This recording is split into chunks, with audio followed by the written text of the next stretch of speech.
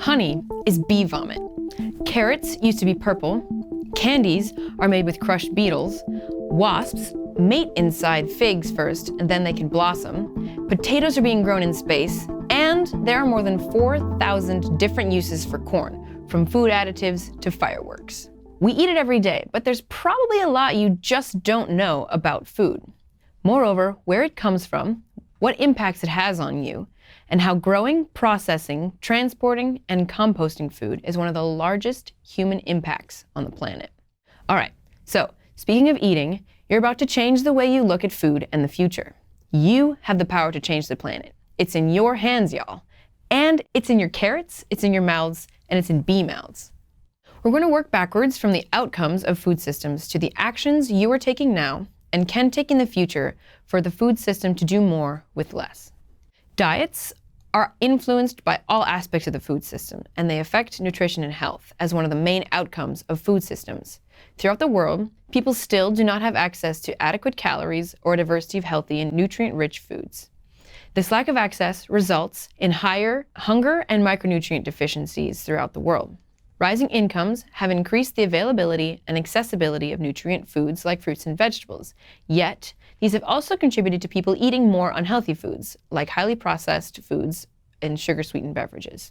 Diets and food systems have major impacts on the use and degradation of land and water resources, as well as on greenhouse gas emissions, which I'll come back to. Healthy diets are essential for nutrition and health, and as you learn more about this, you build your own food literacy. Poor diets are one of the main risk factors for deaths globally, and unhealthy diets are a leading risk factor for disease and can lead to undernutrition, which is associated with poor cognitive development and increased susceptibility to infections. Diets that lack essential nutrients may lead to micronutrient deficiencies, and malnutrition can also lead to problems with overweight and obesity. Children and women and other nutritionally vulnerable populations are especially susceptible in poor health outcomes from these deficiencies. Food systems also affect the local and global environment. Global food production uses approximately 50% of habitable land and accounts for 19 to 20% of total greenhouse gas emissions, which further worsens climate change. Different types of food production can have varying environmental impacts. Producing ruminant meat, for example beef and lamb, can be especially environmentally damaging in many contexts depending on the method of production. Production can require large areas of land and water and produce large amounts of greenhouse gas emissions. Intensive agriculture requires more fertilizer and pesticide use. In addition, the practice of monocropping, which is growing the same crop over an extended area, and cash crop production can lead to biodiversity loss. This can result in soil degradation and a food system that is less resilient to droughts or other extreme weather events. Globally, the food system is one of the main sectors of employment. Agriculture is a major contributor to the economies in low and middle-income countries especially. Changes in food systems and shifts in dietary patterns can have large economic effects on farmers, retail owners, and consumers. For example, increases in imported food products can lead to more competition for local smallholder farmers and reduce the production of domestic staple foods. However, support for export industries may contribute to an increase in the production of cash crops by local producers, and trade can lead to more investment in the food industry and technology sector, which can also create new jobs.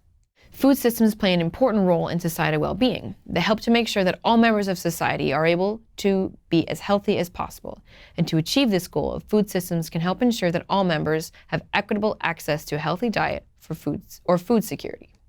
They can also guarantee that food system workers have well-paying jobs and safe working conditions by ensuring the right for producers to have a say in their food systems, also known as food sovereignty.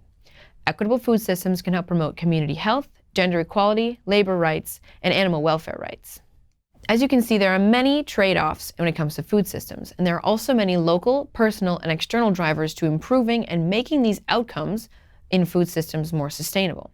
We will touch on some external drivers, and given these, how you personally can make changes for a more sustainable food system. Climate change is a significant long-term shift in global weather patterns and sea levels. The effects of unmitigated climate change will likely cause increased food insecurity. At the production level of the food system, climate change can lead to declines in fish populations and crop yields. And worse, staple crops grown in high carbon dioxide conditions will likely have reduced nutrient content. For example, protein, iron, and zinc could be decreased in climate change situations, what you can do is to take critical actions to reduce your impact. And as Michael Pollan says, eat food, not too much, mostly plants. Globalization makes people and countries more interconnected and interdependent. It shapes local economies and affects human health and nutrition in both positive and negative ways. Trade may create new employment opportunities, but it can also increase competition for local producers, which may reduce prices for domestic products that threaten the livelihoods of smallholder farmers. Trade can allow people access to foods that may not be easily grown where they live or are less available during a particular season. For example, avocados can be eaten year-round in Northern Europe. This increases the diversity of food supply and access to seasonal foods year-round. It also makes foods less expensive through efficiency and competition. Globalization and trade can also have adverse effects on diets and nutrition, however, and unhealthy foods can become more accessible and inexpensive around the world, partly due to trade policies and widespread advertising. As a country's average income grows, nutritious foods like animal source foods such as meat, dairy, and fruits can become more accessible. Income growth can also lead to greater demand for such foods, which can stress food systems by putting more demand on land and water resources and increasing greenhouse gas emissions. Rising incomes can also lead people to buy more unhealthy foods, as I said before, such as sodas, highly processed, and packaged foods. In 2050, most of the world's population, an estimated 68%, is expected to live in urban areas. The biggest increases in urban populations will take place in Africa and Asia. This is called urbanization and will shape a country's food systems. It creates longer food chains and limits agricultural land by the spread of urban areas. However, urban areas are also typically centers of food technology innovation. For people with low incomes, urbanization can unfortunately lead to food deserts, which are areas where access to healthy and fresh food is limited, but unhealthy fast foods and highly processed packaged foods are plentiful.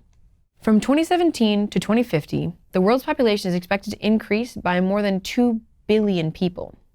Increases in population will put more stress on the current food system. Due to global trade and migration, population growth in one country can affect the food system in other regions as well. Additionally, countries may not be prepared for the influx of migrants fleeing conflict or severe weather events as the climate continues to change, and food systems in the future may not be able to supply everyone with a healthy diet. A region's policies on agriculture, nutrition, and trade also affect food systems. Economic policies on agricultural subsidies and trade can influence the availability and affordability of certain foods, which in turn can affect dietary intake. Governments can further implement dietary guidelines to shape policies and promote healthy diets in consumers. Finally, social and cultural traditions also shape diets by influencing what foods are desirable and when and how meals are prepared and what traditions are practiced. In some cultures, food may reflect a person's social status in a society or the household, and foods associated with higher wealth status may be more desirable. Different traditions and holidays can also affect people's tie to food. Strong cultural ties to traditional foods and meal practices could work to prevent the shift in diets to high and highly processed foods and reliance on fast food. So, you can find your own local heritage foods, understand your local and personal traditions, and be critical. Go educate yourself. Take action. Go find your roots. Have a feast. Take stock of all that it takes to bring food to your plate. Learn more about those food systems and feed others if you can. Be nice to the people. Let's kick climate change's ass and eat a bug if you want.